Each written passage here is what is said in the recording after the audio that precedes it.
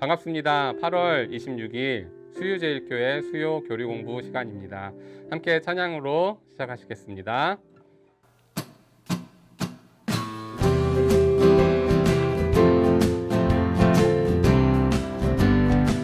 이 세상의 모든 죄를 밝히시는 주의 보혈, 성자의 손끝이 앞이 찬송하고 찬송하세. 주님 앞을 멀리 떠나 길을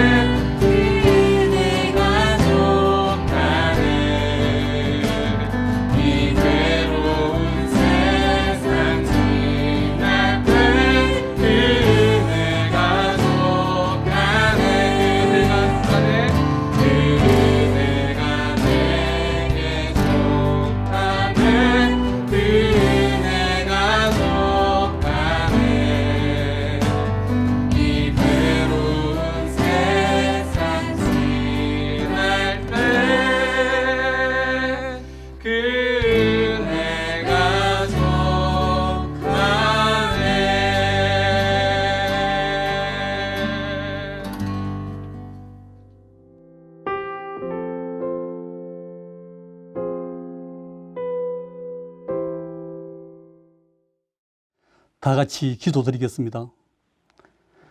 거룩하신 하나님 아버지, 감사합니다. 지난 사흘간도 저마다의 모습으로 생업에 열심을 다할 수 있도록 은혜 주시고 수요 예배로 주님 전에 나오게 하시니 감사합니다.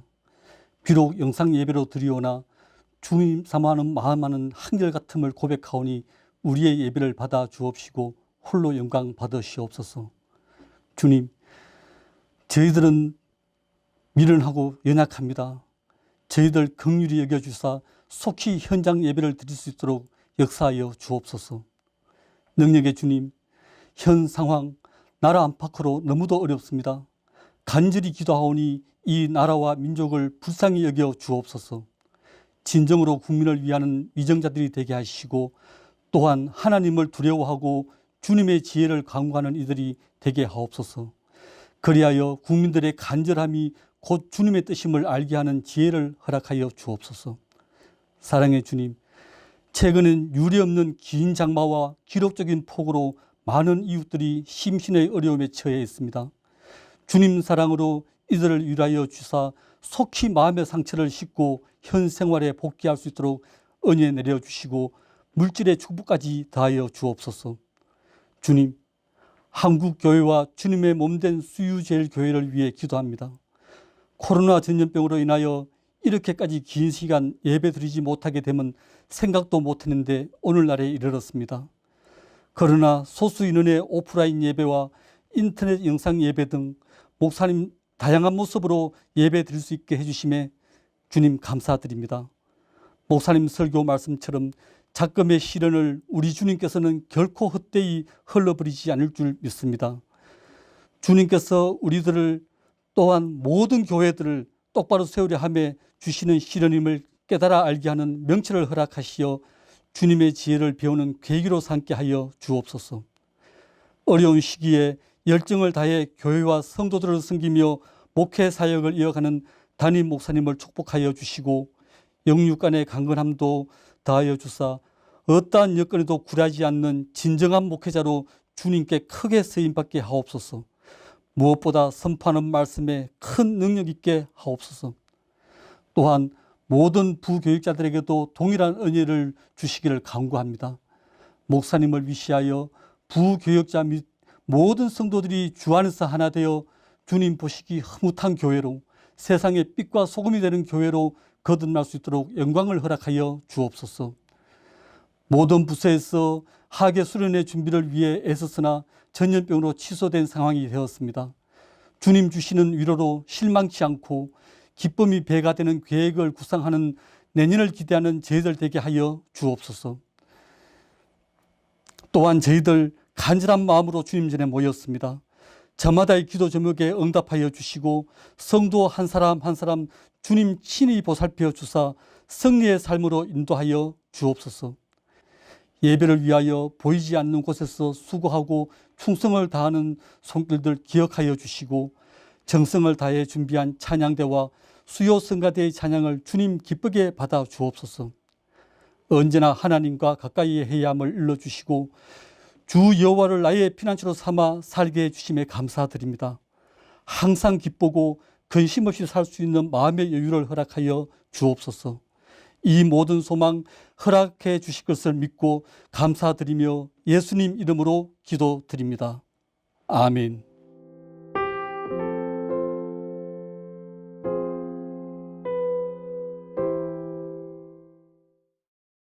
오늘 하나님께서 우리에게 주신 말씀은 요한일서 3장 1절부터 12절까지의 말씀입니다.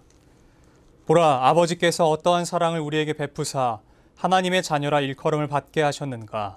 우리가 그러하도다. 그러므로 세상이 우리를 알지 못함은 그를 알지 못함이라. 사랑하는 자들아, 우리가 지금 하나님의 자녀라. 장래에 어떻게 될지는 아직 나타나지 아니하였으나 그가 나타나시면 우리가 그와 같을 줄 아는 것은 그의 참모습 그대로 볼 것이기 때문이니 주를 향하여 이 소망을 가진 자마다 그의 깨끗하심과 같이 자기를 깨끗하게 하느니라. 죄를 짓는 자마다 불법을 행하나니 죄는 불법이라. 그가 우리 죄를 없애시고 나타나신 것을 너희가 아나니 그에게는 죄가 없느니라. 그 안에 거하는 자마다 범죄하지 아니하나니 범죄하는 자마다 그를 보지도 못하였고 그를 알지도 못하였느니라. 자녀들아, 아무도 너희를 미혹하지 못하게 하라.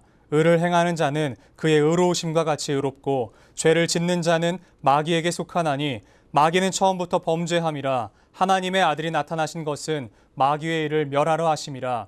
하나님께로부터 난 자마다 죄를 짓지 아니하나니 이는 하나님의 씨가 그의 속에 거함이요 그도 범죄하지 못하는 것은 하나님께로부터 났음이라. 이러므로 하나님의 자녀들과 마귀의 자녀들이 드러나나니 무릇 의를 행하지 아니하는 자나 또는 그 형제를 사랑하지 아니하는 자는 하나님께 속하지 아니하니라. 우리는 서로 사랑할지니 이는 너희가 처음부터 들은 소식이라. 가인같이 하지 말라. 그는 악한 자에게 속하여 그 아우를 죽였으니 어떤 이유로 죽였느냐? 자기의 행위는 악하고 그의 아우의 행위는 의로움이라. 아멘.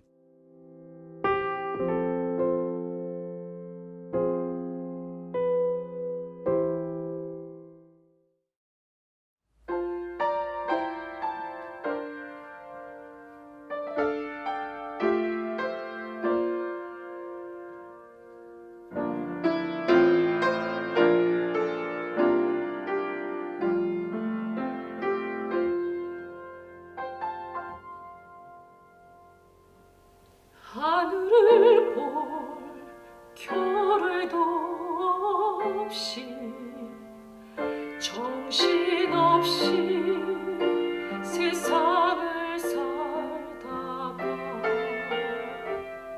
마음에 먹먹함에 내 삶을 짓누를 때 그제서야 주님을 찾습니다. 행복을 느낄 겨를도 없이 분주하게 세상을 살다가 인생의 허무함에 내 삶을 짓누를 때 그제서야 주님을 찾습니다. 오늘도 여전히 주님은 그 자리에서 우리를 끊임없이 돌보시는데 부족한 내 영혼은 아직도 갈 길을 모릅니다. 내게 믿음 주소서. 내 연약한 마음 돌보소서. 한없는 주님의 사랑 알게 하소서. 영원까지 계획서 지키시는 우리 하나님께 바라보며 살게 하소서.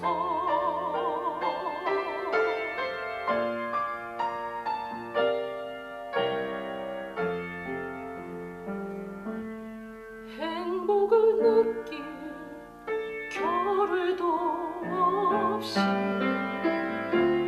분주하게 세상을 살다가 인생의 허무함이 내 삶을 짓누를 때 그제서야 주님을 찾습니다. 언제나 사랑하는 주님은 그 자리에서 끝까지 놓지 않고 붙드시는데 부족한 내 마음은 아직 돌아올 줄 모릅니다. 모든 것을 다 잃은 것 같던 순간으로 모든 아픔이 다 내 것인 것 같다 해도 항상 지키시는 나의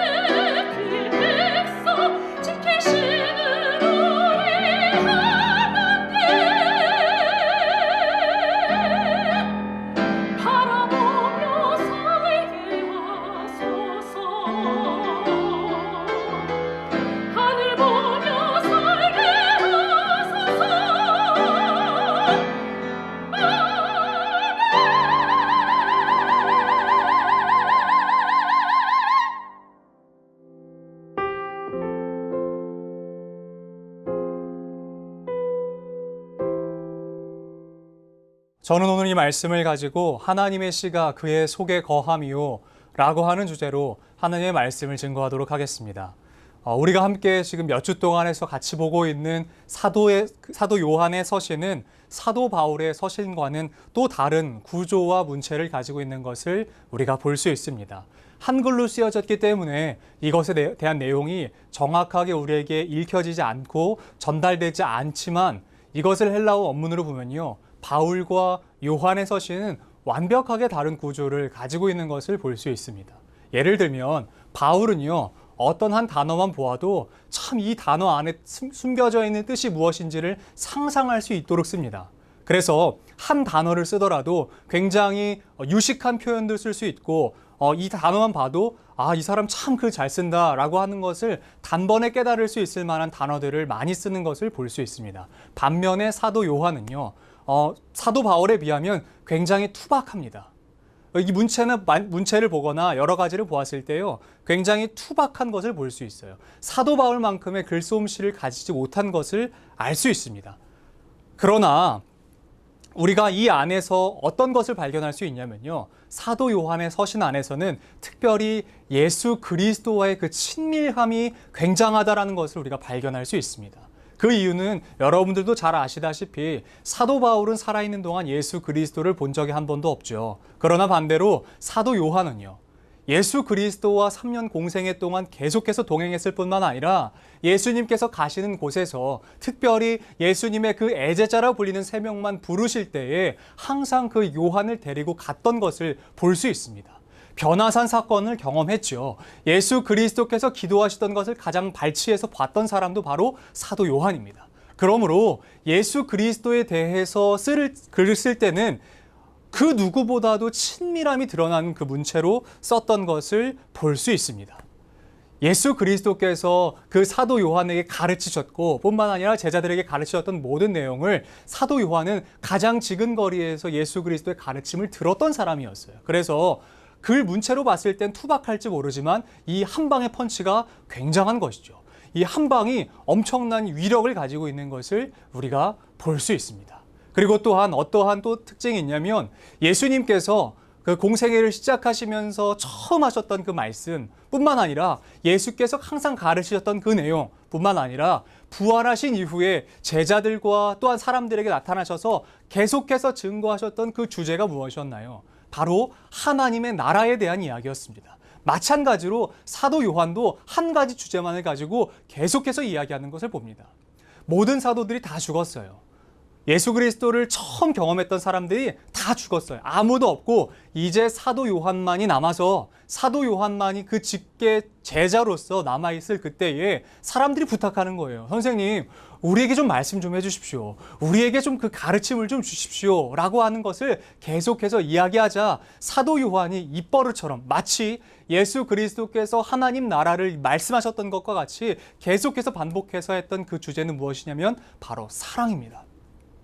여러분 잘 아시다시피 사도 요한의 원래의 별명은 우레의 아들이라고 해서 보아너게라고 불리던 사람이었어요. 그러니까 그의 성정이 어떠했는지를 우리가 짐작해 볼 수 있습니다. 평소의 행실은, 평소의 태도는 굉장히 온화한 사람이었으나 어떠한 초기 발동할 만한 어떤 상황이 발생하면 이 사람은 우레와 같이, 번개와 같이 화를 냈던 그런 사람이었던 것이죠. 그런데 이 사람의 마지막 기록이요, 거의 죽음을 앞둔 노년이 되었을 때에 이 사도 요한을 바라봤던 그 초대 교부들이 남겼던 글을 보면 이 사람을 이렇게 평가합니다. 사랑의 제자라고요. 사랑의 사도라고 이야기합니다. 그만큼 사도 요한의 입버릇처럼 했던 모든 내용들을 함축해보면 바로 사랑에 대한 주제를 다루었던 것을 볼 수 있습니다. 오늘 우리가 함께 보셨던 요한일서 3장 1절 말씀도 바로 그 사랑에 대한 이야기로 시작하고 있는 것을 볼 수 있습니다. 그런데 특별히 아버지의 사랑을 이야기해요. 아버지 하나님의 사랑을 이야기합니다. 그리고 그 사랑이 어떠한가 라고 하는 마치 질문과 같지만 이 내용이 얼마나 크신지, 얼마나 위대하신지를 감탄하는 감탄문으로서 시작하고 있는 것입니다. 하나님의 사랑을 말하고 있는 것이에요. 그리고 그 사랑을 가지고 와서 무엇이라고 말하고 있습니까? 하나님께서 우리에게 베푸신 사랑이 얼마나 큰 사랑이고 얼마나 위대한 사랑인지 한번 헤아려 보라. 그리고 이것을 단순히 보라라고 하는 것으로 받아들이는 것보다는요, 주목하여 보라라고 하는 것으로 받아들이는 것이 좀 더 맞습니다. 그러니까 주목해서 보라는 거예요. 하나님께서 우리에게 베푸신 그 은혜가 얼마나 크신지를 한번 주목하여 보라라고 하는 것입니다. 하나님께서 우리를 구원하시기 위해서 우리에게 사랑하신다라고 하는 것을 단순히 말로만 하시지 아니하시고 보여주시는 그것으로 어떤 것을 선택하셨는지 보라는 것입니다. 그것이 무엇입니까? 이스라엘 모든 사람들이, 아니요, 사람들이라고 하면 인류라고 하면 모든 사람들이 고대하고 바라왔던 그 메시아, 예수 그리스도, 우리를 모든 죄에서 속량하실 수 있는 유일하신 분이신 예수 그리스도를 하나님 우리 아버지의 사랑의 표현으로서 보여주셨다라는 것이에요. 그리고 그것에 대한 증거가 있대요. 증거가 무엇인 줄 아십니까? 바로 우리가 그러하도다 라고 하면서 우리가 바로 그 하나님 사랑의 표현의 증거라고 이야기합니다. 여러분, 성도들이요, 하나님 사랑 표현의 증거입니다. 하나님 그 사랑 표현의 증거가 바로 우리 주변에 있는 성도들이고 형제 자매들이고 가족들입니다. 하나님께서 우리를 얼마나 사랑하셨는가 그 증거 좀 가져와 봐 라고 한다면요, 여러분 자신 있게 이렇게 말씀하십시오. 내가 증거라고 말씀하십시오. 또한 우리 가족이 증거라고 말씀하십시오. 또한 우리 교회가 증거다라고 말씀하십시오. 왜냐하면 하나님께서 우리를 사랑하시는 데에 그 사랑의 표현에 우리가 증거가 되었다라고 사도 요한이 이야기하고 있습니다. 그런데 우리를 모르는 사람들이 왜 우리를 모르는가라고 하는 그것에 대한 대답도 오늘 이렇게 이야기하고 있는 것이에요. 왜냐하면 세상이 우리를 모르는 것은 예수 그리스도를 몰라서 그래. 예수 그리스도가 누구인지 알았더라면 우리가 하나님으로부터 거듭났고 뿐만 아니라 하나님께서 우리를 사랑하신다라고 하는 것을 다 알 수 있게 될 것이야 라고 이야기합니다. 여러분, 이렇게 말할 수밖에 없었던 배경이 있는데 지금은 시간이 없기 때문에 그것을 다 설명해 드릴 수는 없지만 먼저는 박해를 한번 받았던 상태입니다. 로마의 그 박해, 네로로부터 인한 그 박해를 받았었고 교회가 한번 완벽하게 와해가 되었어요. 완전히 와해가 되었고 믿는 너네가 무엇이냐라고 하는 것에 대한 세상으로부터의 완벽한 손가락질을 받았기 때문에 사도 요한이 이렇게 이야기하는 것입니다. 교회가 완벽히 무너지자 사도 요한, 선생이었던 사도 요한이 나와서 이렇게 이야기하는 거죠. 교회가 끝난 것이 아니다 라고 이야기하면서 왜냐하면 그 이유가 바로 우리가 하나님께서 사랑하시는 그 증거가 되기 때문이야 라고 이야기하고 있는 것입니다. 우리를 안다면, 그리스도인들이 누구인지 안다면, 그리스도인들을 이해하고 받아들인 사람들이라면 예수 그리스도가 누구인지 깨달을 것이야 라고 이야기하는 것입니다. 여러분, 그런데 2절에서는 조금 이상한 단어가 나옵니다. 그것은 바로 어떤 단어냐면 바로 지금은 이라고 하는 단어예요. 이 말만 보면요, 이렇게 해석할지 몰라요. 지금은 내가 하나님의 자녀인데 앞으로는 아니라는 것인가? 내지는 나중에는 그렇지 않다는 것인가? 언제든 하나님의 자녀였다가 하나님의 그 자녀의 자리에서 떨어질 수 있다는 것인가? 끝날 수 있다는 것인가? 폐하여질 수 있다는 것인가? 라고 하는 질문이 생길지도 모릅니다. 그래서 여러분, 이 지금은을 이렇게 바꾸시면 조금 쉽게 이해하실 수 있어요. 같은 헬라어로 쓰인 한 단어가요, 훨씬 더 많은 빈도수로 이렇게 해석이 됩니다. 두 가지가 있는데 첫 번째, 물론 지금은도 맞아요. 지금은도 그렇게 쓰기도 합니다. 그런데 두 가지는 어떤 게 있냐면 첫 번째는 이제는 이라고 해석되는 빈도가 훨씬 많습니다. 그리고 두 번째는 이제부터는 이라고 쓰이는 경우가 훨씬 많다는 것이에요. 그러니까 지금은으로 본다면 한정용법인 것 같지만 여러분, 이것을 이제는 이로 한번 보십시오. 어떻게 됩니까? 이 단어 자체가 이제는 하나님의 자녀라 라고 하는 것을 받아들일 수 있는 것입니다. 여러분, 우리가 하나님의 자녀가 되었다라는 것을 믿음으로 선포하는 것이에요. 앞으로 어떻게 될지, 앞으로 어떻게 변하게 될지에 대한 한정용법, 지금만 그래 라고 이야기하는 것이 아니라는 것이죠. 이제는 우리가 하나님 아버지의 자녀가 되었습니다 라고 말하고 있는 사도 요한의 믿음의 선포인 것입니다. 우리를 자녀 삼으신 예수 그리스도께서 다시 오실 날에 대한 이야기도 잠깐 언급하고 있어요. 예수 그리스도께서 다시 오실 때, 그분이 장래에 나타나실 때, 그가 나타나시면 우리가 어떻게 될지가 정확하게 기록이 되어 있어요. 그러니까 예수 그리스도를 사도 요한만큼은 어떻게 이해하고 어떻게 표현하고 있는가? 이것은 복음서를 비교해도 괜찮겠지만 특별히 요한 서신 안에서는요, 예수 그리스도를 하나님이신 예수 그리스도로 봅니다. 그러니까 사도 요한의 요한계시록도 그렇고 요한 서신도 그렇고요. 그 안에서 예수 그리스도를 그려낼 때는 그냥 단순히 어린 양 정도로 그리지 않습니다. 예수 그리스도를 고난받는 종에서 끝내지 않습니다. 예수 그리스도를 우리의 모든 질고를 지고 가는 연약한 어린 양 정도로 끝내지 않습니다. 항상 사도 요한은 어떻게 가냐면요, 하나님이신 예수 그리스도로 가는 것이에요. 그러니까 하나님이신 예수 그리스도는 물론 지금은 우리의 모든 죄를 지고 가시는 연약한 어린 양처럼 보일지 모르지만 우리 주 예수 그리스도는 왕의 왕, 주의 주로 오실 것이다 라고 선포하는 것이에요. 모든 권세와 모든 능력을 가지고 다시 오실 것이다 라고 선포하고 있습니다. 이것에 대한 소망을 가지고 사도 요한은 오늘 본문 말씀 가운데 또 이야기하고 있는 것이에요. 예수 그리스도가 언제 오실지는 알 수 없다. 그러나 그분께서 오실 때 우리가 그의 참모습을 볼 것이라는 것이에요. 예수 그리스도가 하나님이신 예수 그리스도의 그 참모습으로 우리가 볼 것이라는 것이에요. 동시에 무엇이 중요한지 아십니까? 예수가 참모습으로 오시듯이 우리도 하나님 아버지께서 우리를 창조하시던 그 창조의 원형으로서 예수 그리스도를 얼굴과 얼굴로 맞대는 관계로서 나아갈 것이다라고 이야기하는 것입니다. 창조의 원형을 회복하게 될 것이라고 이야기하고 있어요. 여러분, 그러나 여기서 우리가 가장 중요하게 살펴봐야 하는 내용들이 이 안에 담겨져 있습니다. 그것은 바로 그 소망을 갖고 있는 자아가 있죠. 우리가 여러분 모두 그렇지 않습니까? 저와 여러분 모두가 다 예수 그리스도가 오실 그 날을 고대하며 살아가고 계시지 않습니까? 주님 오실 날을 소망하며 살아가고 있지 않습니까? 그런데 중요한 것이 사도 요한이 있다라고 이야기해요. 그것은 바로 무엇이냐면요, 그 소망을 가진 자마다 그의 깨끗하심과 같이 그 자기를 깨끗하게 해야 한다라고 이야기합니다.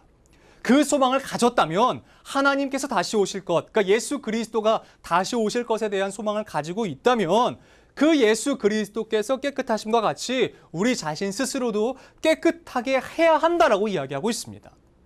그 소망을 지닌 자들은 그와 같이 깨끗하게 자신을 지켜야 한다라고 이야기하고 있는 것이에요. 여러분, 예수 그리스도와 죄는 한 자리에서 공존할 수 없는 것입니다. 예수 그리스도는 죄가 없으시죠. 예수 그리스도와 죄는 한 자리에서 공존할 수 없는 것이에요. 같은 자리와 같은 공간에서 있을 수 없다라는 것입니다.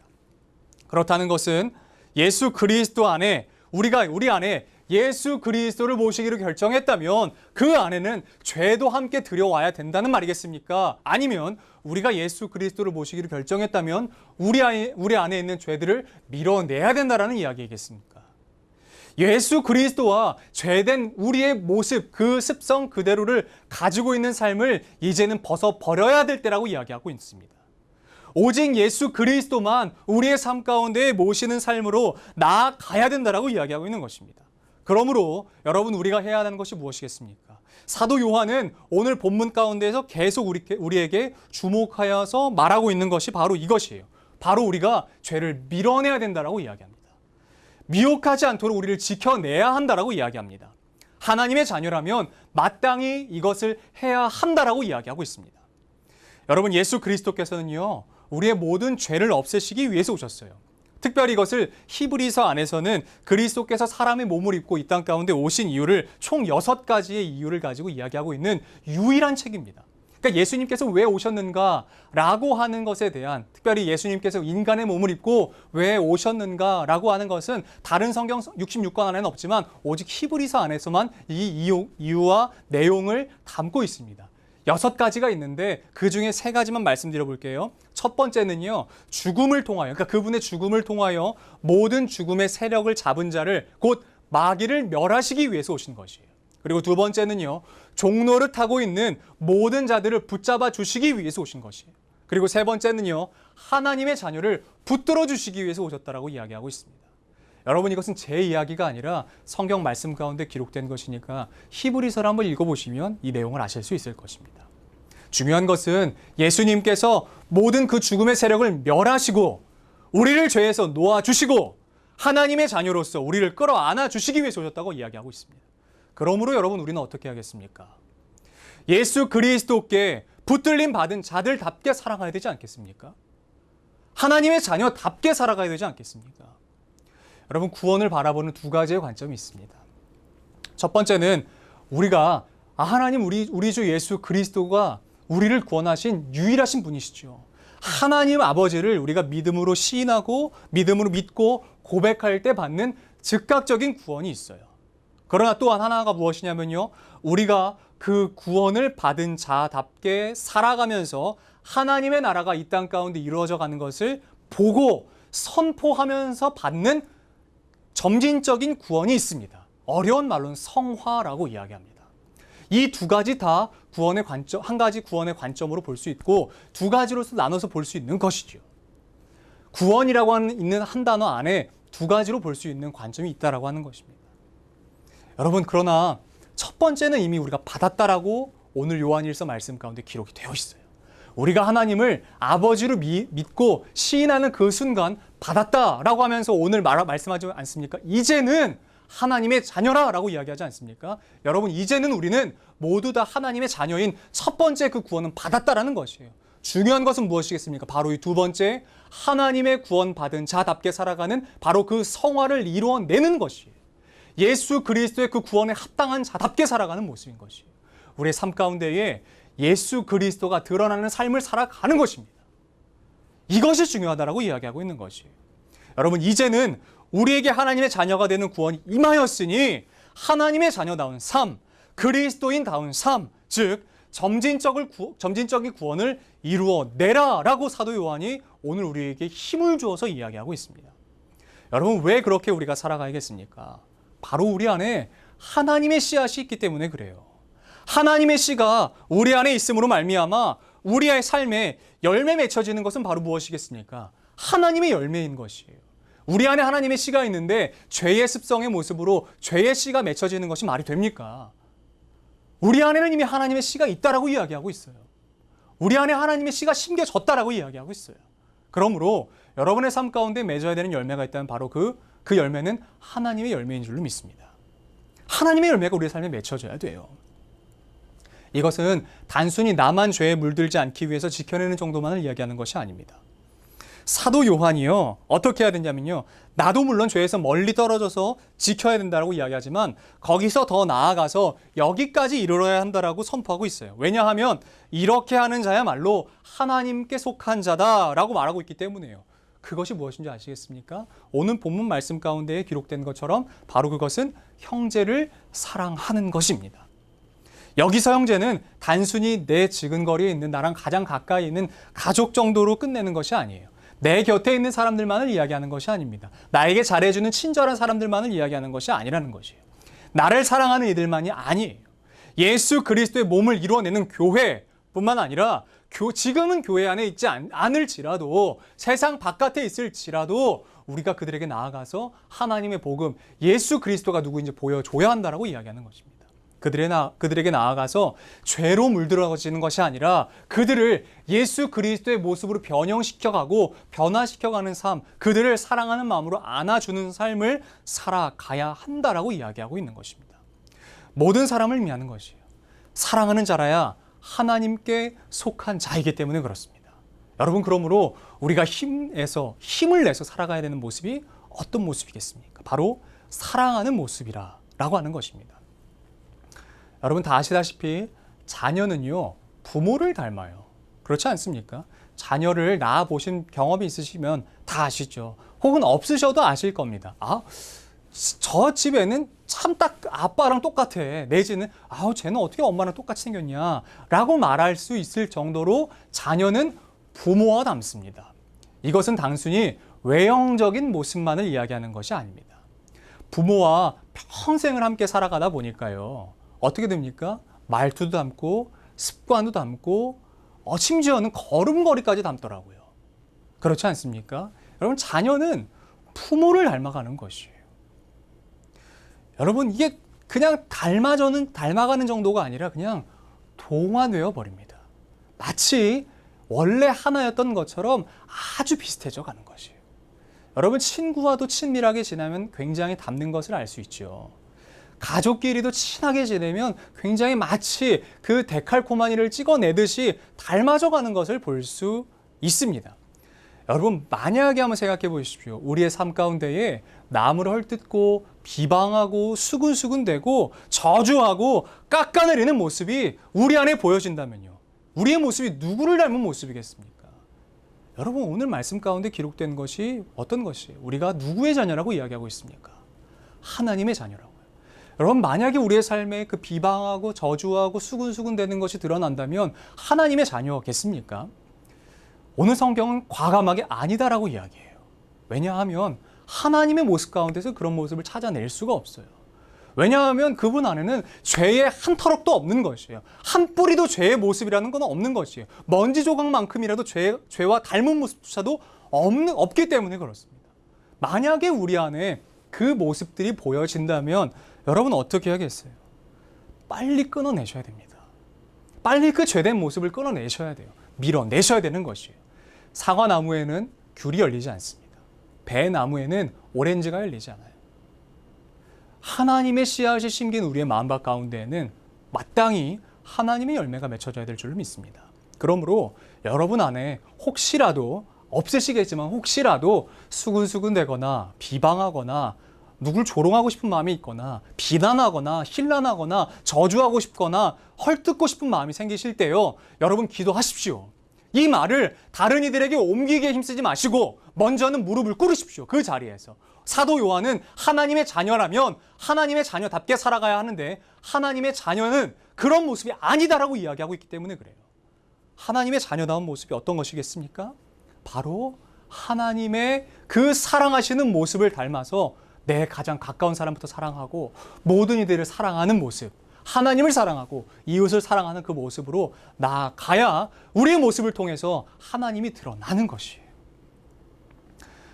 여러분 이건 단순히 사도 요한이 요구하는 부르짖는 소리 정도가 아닌 것이에요. 왜냐하면 11절 말씀 여러분 한번 보시겠습니까? 11절 말씀 가운데 이렇게 기록이 된 부분이 있어요. 우리는 서로 사랑할지니 이는 너희가 처음부터 들은 소식이라 라고 이야기하고 있어요. 너희가 처음부터 들은 소식이다 라고 이야기하고 있는 이 부분은요, 말 그대로 태초 혹은 시초로 하는 그 시제로도 볼 수 있지만 이렇게도 볼 수 있어요. 어떻게 볼 수 있냐면 시초이신 분, 태초이신 분, 영원 전부터 계셨던 분, 닫혀져 있던 문을 여셨던 분, 창시자이신 분이라고 하는 것으로 해석할 수도 있습니다. 이것을 넣어서 이 말씀을 본다면 이렇습니다. 이는 너희가 창시자이신 분으로부터 들은 소식이다. 내지는 이는 너희가 처음 시작하신 이신 분으로부터 들은 소식이다 라고 하는 것이에요. 사도 요한만 이야기하는 정도가 아니라 우리 하나님께서 처음부터 말씀하셨던 것이 바로 이 사랑에 대한 이야기라고 하는 것입니다. 그분이 처음부터 이야기하셨던 것이 바로 사랑하는 것에 대한 이야기였다는 것이에요. 여러분 저는 사랑하는 수유제일교회 성도님들께 믿음으로 도전하고 싶어요. 여러분 죄의 생각은 단 한순간도 들어오지 못하도록 막아서십시오. 내 삶에서 계속해서 죄의 그 열매가 맺혀진다면 여러분 빨리 끊어내십시오. 빨리 끊어내십시오. 그리고 하나님의 열매가 맺혀지는 삶을 살아가시기를 도전하십시오. 죄는요 여러분 밀어내지 않으면 우리가 밀립니다. 그리고 밀리면 다 죽습니다. 내가 먼저 밀지 않으면 그 죄가 나를 밀고 들어오고 그 죄로 말미암아 우리는 다 죽습니다. 그 죄로 말미암아 우리의 삶에는 계속해서 죄의 열매가 맺혀질 것이에요. 그 죄의 삭은 사망입니다. 다 죽는 것이에요. 그러니 여러분 빨리 끊어내십시오. 내 입술에 하나님의 말씀이 아닌 하나님의 그 사랑의 언어가 아닌 저주의 언어, 비방의 언어가 있다면 그 입을 닫으십시오. 그리고 그 안에 내 입술에 하나님 파수꾼을 세우십시오라고 기도하시고 내 안에 하나님 형제 사랑하는 마음을 좀 부어주십시오라고 기도하시는 여러분들이 되길 바랍니다. 왜냐하면 우리의 삶을 통해서 예수 그리스도가 드러나야 되기 때문에 그런 것이에요. 우리의 삶을 통해서 그리스도의 그 분량, 그 성장하신 장성한 그 분량에까지 우리가 이뤄내야 되는 성화의 작업도 우리에게 필요하기 때문에 그런 것이에요. 하나님의 씨앗은 이미 우리 안에 심겨져 있습니다. 여러분 죄가 계속해서 우리를 밀고 들어온다면 이 그림을 좀 떠올리시면 좋을 것 같습니다. 여러분 씨름이라는 좀 다르지만 일본의 전통 그 놀이인 스모가 있죠. 스모는 동그란 원 안에 두 선수가 들어가서요 서로를 밉니다. 그 원 바깥으로 밀어내는 것이에요. 여러분 밀리면 어떻게 되죠? 지는 겁니다. 마찬가지예요. 죄가 우리를 밀면요, 우리가 밀리면요, 지는 것입니다. 단순히 지는 것이 아니라 죽는 것이에요. 그러니 여러분, 어떻게 해서든지 하나님의 말씀을 의지하여 죄를 밀어내십시오. 왜냐하면 여러분, 밀어낼 힘이 있어요. 우리 안에 누구의 씨앗이 있습니까? 어떤 분의 씨앗이 있습니까? 바로 우리 주, 우리 하나님의 씨앗이 이미 우리 안에 심겨져 있는 줄로 믿습니다. 하나님을 죄가 이길 수 없는 것이에요. 그러니 여러분, 어둠이 어둡다고 말하지 마십시오. 빛이 이길 수 있는 것입니다. 여러분, 죄가 무섭다고 이야기하지 마십시오. 하나님이 이기시는 것입니다. 이기실 수 있을까라고 하는 것이 아니라 이미 이기신 것입니다. 그러니 여러분, 여러분도 밀어내시는 거예요. 여러분도 우리 함께 이겨내는 것입니다. 계신 그 자리에서 기도하심으로 이뤄내십시오. 우리 주 하나님께서 죄악이라고 말씀하신 것들을 밀어내시고 이겨내시고 승리하시고 나아가서는 주께서 우리를 사랑하셨듯이 우리가 하나님을 사랑하고 뿐만 아니라 형제를 사랑하시는 저와 여러분들이 되기를 바랍니다. 여러분, 이 삶에 도전해보고 싶어요. 하나님의 씨여 이미 우리 안에 심겨져 있습니다. 이제는 우리가 내 삶으로 그 열매를 맺고 싶은 것이에요.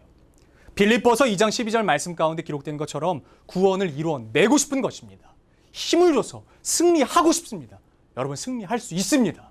말씀으로 이겨내십시오.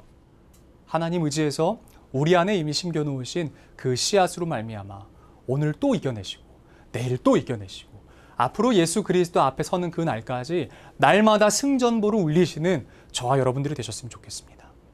이제는 우리 구주 예수 그리스도의 은혜와 하나님의 무한하신 사랑과 성령의 교통하심이 하나님의 씨앗을 받은 자로서 구원에 합당한 삶을 살기로 작정하는 우리 수유제일교회 모든 성도들의 머리 위에 이제로부터 영원까지 함께 하시기를 간절히 축원하노라. 아멘.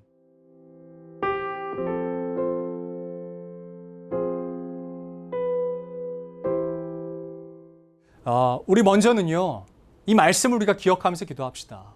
하나님, 우리의 삶 가운데에 정말 그 말씀을 의지하여서 하나님을 의지하여서 죄악을 밀어낼 우리에게 힘을 주시고 우리가 죄악 가운데 넘어지지 않도록 밀려지지 않도록 하나님, 우리가 말씀 신뢰할 수 있는 믿음을 더 부어 주시옵소서. 첫 번째는 이렇게 기도하시고, 두 번째는 하나님, 우리가 말씀을 의지하여서 이기는 것뿐만 아니라 주께서 우리에게 명령하셨던 것처럼 형제를 사랑하고 싶습니다.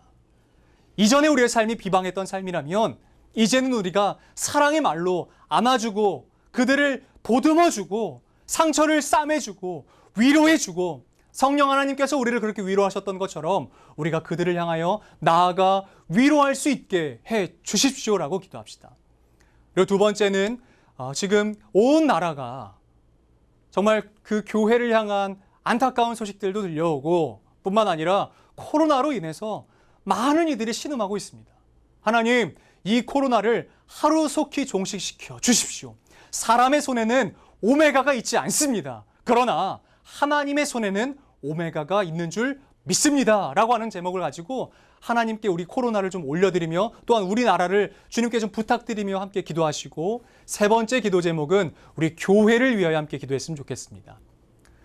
특별히 교회에 출석하지 못함으로 인해서 신앙을 잃는 사람들, 믿음의 끈을 잃어버리는 사람들이 아무도 없게 하시고, 하나님, 우리 사랑하는 수유제일교회가 하나님의 나라를 이루어가는데 앞장서는 교회가 되게 하여 주시옵소서. 주께서 오늘 말씀 가운데 말씀하셨던 것처럼 그 사랑이 넘치는 교회가 되게 하여 주시옵소서라고 우리 교회를 위하여 기도하시고, 마지막 네 번째는 아픈 환우들을 위하여 함께 기도했으면 좋겠습니다. 병상에 누워있는 환우들, 또한 뿐만 아니라 육체적인 고통뿐만 아니라 영적으로, 그리고 또한 마음적으로, 심적으로 고난 가운데 있는 우리 형제 자매들을 위하여 사랑하는 마음을 가지고 그들의 회복을 위하여 함께 우리가 예수 그리스도의 마음을 가지고 기도하면서 나아가도록 하겠습니다. 우리 개인 기도 제목까지 함께 기도하면서 주님 보좌 앞으로 나아갑시다. 기도하겠습니다.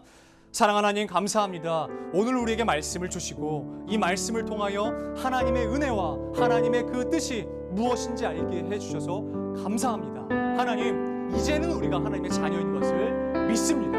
이미 우리가 하나님의 자녀가 된 것을 믿습니다. 그러므로 하나님께서 우리에게 요구하시는 바는 바로 그 하나님의 자녀답게 살아가는 삶인 것을 믿습니다. 그래서 하나님, 우리가 정말 힘을 줘 도전하고 싶습니다. 그 삶에 우리가 믿음으로 나아가고 싶습니다. 이전에는 뒤로 퇴보했다면, 뒤로 물러났다면, 문제를 만날 때마다 심륜 가운데 빠지고 나는 할 수 없다고 그것에 우리가 좌절하고 낙심했다면, 이제는 하나님의 말씀을 의지하여 한 걸음 떼고 싶습니다. 한 걸음 나아가고 싶습니다. 왜냐하면 우리 안에 하나님의 씨앗이 있기 때문인 줄로 믿습니다. 그 씨앗으로 말미암아 우리가 승리하게 하여 주시옵소서. 온 나라가 코로나로 말미암아 고난하고 있습니다. 고통 가운데 있습니다. 신음하고 있습니다. 하나님, 하루속히 코로나의 종식을 선언하여 주시옵소서.